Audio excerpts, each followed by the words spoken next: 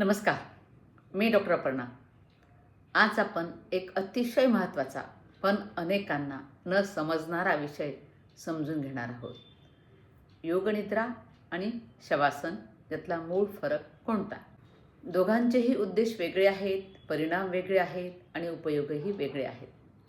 विशेषतः गर्भधारणा, ताण, झोपेच्या समस्या आणि मन शांत ठेवण्यासाठी हा फरक जाणून घेणं खूप महत्त्वाचं आहे. बघा, योगनिद्रा आणि शवासन या दोन्ही प्रकारामध्ये रिलॅक्झेशन टेक्निक्स वापरल्या जातात, पण त्यांची खोली, ती करण्याची पद्धत आणि अनुभव वेगवेगळे आहेत.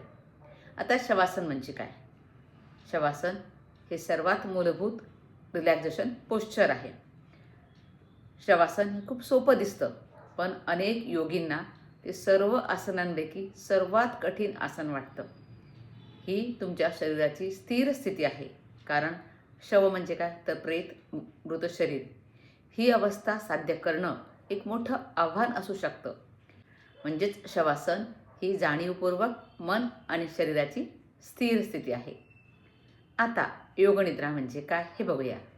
योगनिद्रा ही एक गायडेड मेडिटेटिव्ह रिलॅक्झेशन टेक्निक आहे.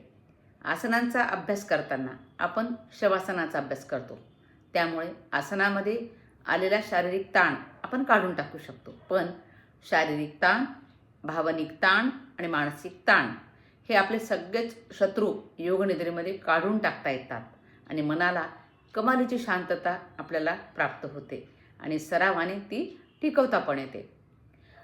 योगनिद्रा ही जागृती आणि सुषुप्ती यामधली स्थिती आहे. रोज निद्राधीन होताना आपण या मधल्या स्थितीमध्ये 1 ते 2 मिनिटे असतो, पण योगनिद्रेमध्ये मात्र ती स्थिती अर्धा तास टिकते. याला कॉन्शियस स्लीप असंही म्हणतात. मनाच्या एकूण 4 अवस्था आहेत: जागृती, सुषुप्ती, स्वप्न आणि तुरीयावस्था. तुरीयावस्था ही केवळ ध्यानात प्राप्त होते असं म्हणतात, पण योगनिद्रेमध्ये ती सहज शक्य होते. योगनिद्रेमध्ये शवासन, जागे राहण्याचा निश्चय, संकल्प, अवयव ध्यान, श्वसन ध्यान, दृश्यदर्शन असे छोटे छोटे 10 टप्पे सांगितलेले आहेत. या टप्प्यातून सुप्त मनातील नको असलेले संस्कार पुसले जातात आणि त्या जागी नवीन विचार रुजवता येतात. आता उद्देश काय, यांचा पर्पज काय शवासनाचा आणि योगनिद्रेचा ते बघूया. शवासनाचा उद्देश, पर्पज असा असेल की शरीराचा थकवा कमी करणं, स्नायू रिलॅक्स करणं, योगाभ्यासानंतर कूलडाऊन करणं. तर योगनिद्रेचा पर्पज काय आहे? मानसिक ताण कमी करणं, भावना बॅलन्स करणं, सबकॉन्शियस माइंड शांत करणं, हिलिंग आणि पॉझिटिव्ह प्रोग्रामिंग संकल्पाद्वारा ते केल्या जातं. आता हे करण्याच्या पद्धती कशा आहेत ते बघा. शवासन म्हणजे काय? शांतपणे शयनस्थिती घ्यायची असते, शरीर पूर्ण स्थिर करायचं असतं आणि श्वासावर लक्ष केंद्रित करायचं असतं. 2 ते 5 मिनिटे पुरे होतं शवासन. पण योगनिद्रेच्या सरावामध्ये अनेक पायऱ्यांचा समावेश आहे. पहिली पायरी म्हणजे तयारीचा टप्पा, ज्यामध्ये योगसाधकाला शवासनामध्ये झोपून योगनिद्रेच्या सरावाची तयारी करण्यास सांगितलं जातं. शरीर आणि मनाला सुरुवातीची विश्रांती मिळावी यासाठी हे केलं जातं. दुसऱ्या टप्प्यामध्ये योगसाधकाला एक लहान आणि होकारार्थी संकल्प घेण्यास सांगितला जातो. तिसऱ्या पायरीमध्ये चेतनेचं परिभ्रमण समाविष्ट आहे. इथं जाणीव शरीराच्या वेगवेगळ्या भागांभोवती सुव्यवस्थित पद्धतीने फिरवली जाते. आणि चौथी पायरी म्हणजे श्वासाची जाणीव. या टप्प्यावर योगसाधकांना त्यांच्या नैसर्गिक श्वासोच्छ्वासाची जाणीव घेण्यास सांगितलं जातं. 5व्या पायरीमध्ये साधकांना उष्णता किंवा थंडी, वेदना आणि आनंद अशा प्रकारच्या विरुद्ध शारीरिक आणि भावनिक संवेदना अनुभवण्यास सांगितलं जातं.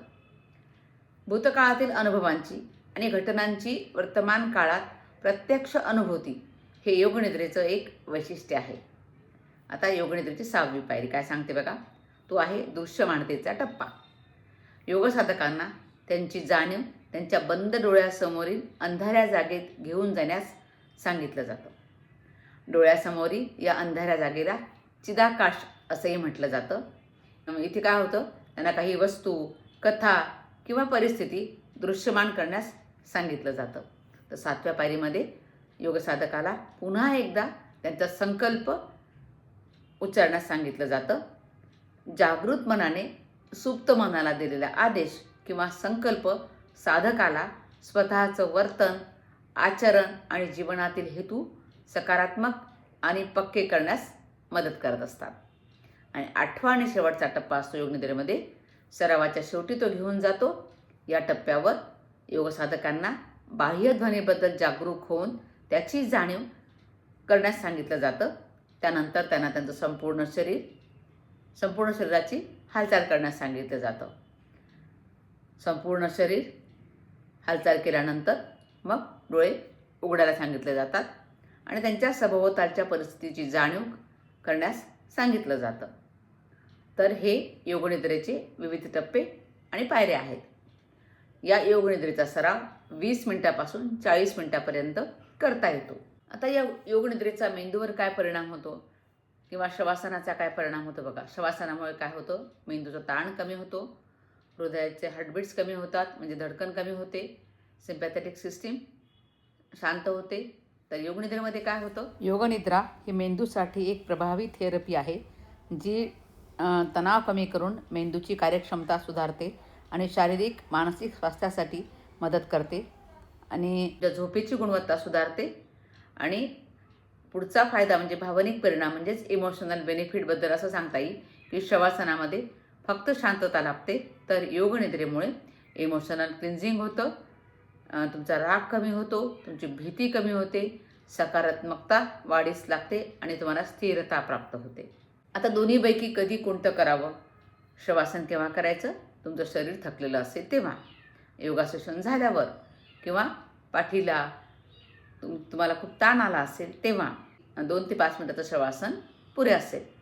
योगनिद्रा केव्हा करायची? तुमचं मन अस्थिर असेल, चिंता वाढलेली असेल, रात्री झोप येत नसेल आणि भावनांचा गोंधळ झाला असेल, पॉझिटिव्ह थिंकिंग तुम्हाला पाहिजे असेल, सतत नकारात्मक विचार येत असतील तेव्हा योगनिद्रा करू शकता. आणि प्रेग्नन्सीमध्ये जेव्हा रिलॅक्सेशन पाहिजे असतं तेव्हा योगनिद्रा नक्की करावी. तर असा हा दोघांमध्ये फरक आहे. त्यामुळे रोज योगासन केल्यानंतर शवासन क्लासमध्ये घेतलं जातंच. आठवड्यातून 1 वेळा योगनिद्राही क्लासमध्ये घेतल्या जाते आणि ती अवश्य करावी. माझ्याकडे क्लासमध्ये येणाऱ्या काही जणी तर अशा आहेत की ऑनलाईन जॉईन होणाऱ्या, त्या काहींना रोज क्लास करणं शक्य होत नाही, पण शनिवारी योगनिद्रेसाठी अवश्य जॉईन होतात. तर एवढं ह्या योगनिद्रेचं महत्त्व आहे. या दोघांमधला जर फरक तुम्हाला समजला असेल तर नक्की कमेंटमध्ये सांगा. आणि माझा हा व्हिडिओ पूर्ण पाहिल्याबद्दल खूप खूप धन्यवाद.